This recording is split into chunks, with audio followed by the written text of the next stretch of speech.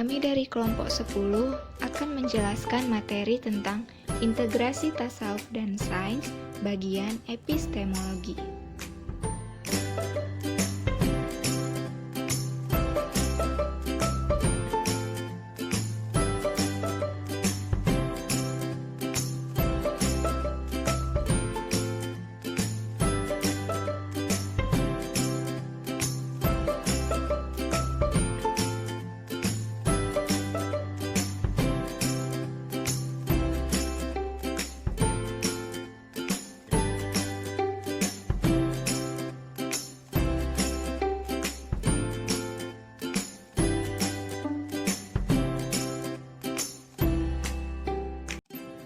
Materi pertama akan dibawakan oleh saya, Fahira Audrey Yunisa, yaitu tentang integrasi dalam sejarah Islam.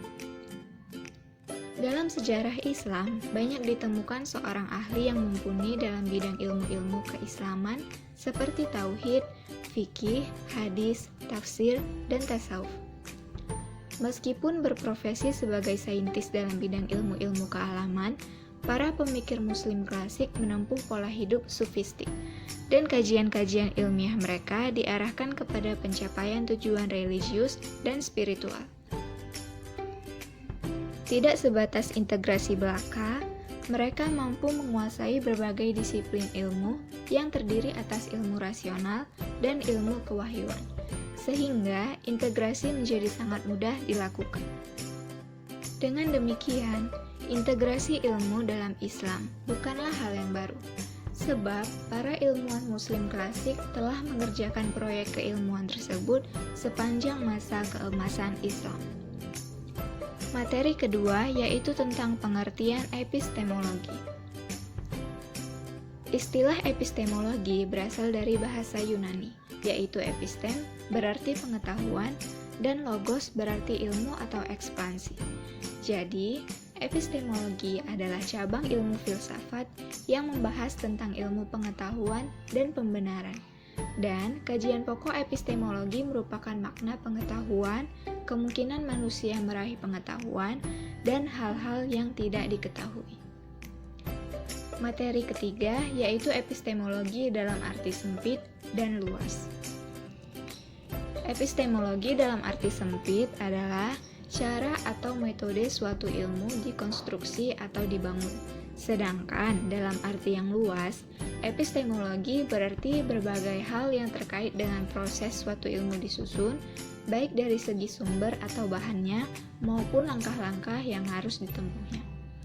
Materi selanjutnya akan dijelaskan oleh teman saya, yaitu Muhammad Iqbal.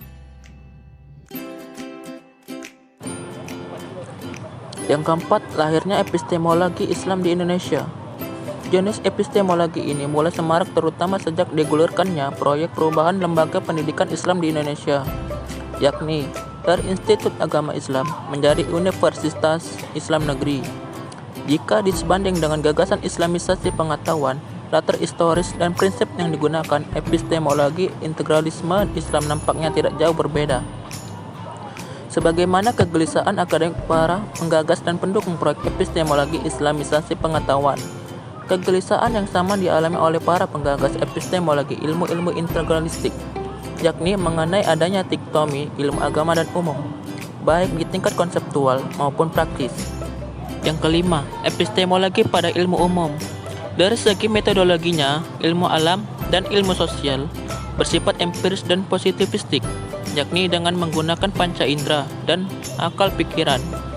Adapun filsafat bersifat spekulatif dan positivistik, yakni dengan melakukan perenungan, berpikir spekulatif, dialektif, analisis, sistematik, komprehensif, sintesis, radikal, dan universal. Yang keenam, integrasi dalam ranah epistemologi. Pada ranah epistemologi, integrasi ilmu dilakukan pada penyatuan antara berbagai disiplin ilmu.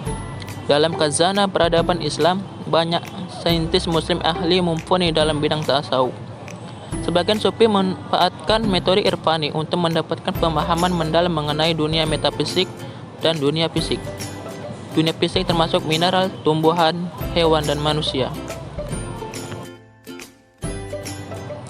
Berdasarkan uraian tentang epistemologi sebagai teori proses, maka dalam aspek sains maupun agama menjadikan keduanya saling membutuhkan.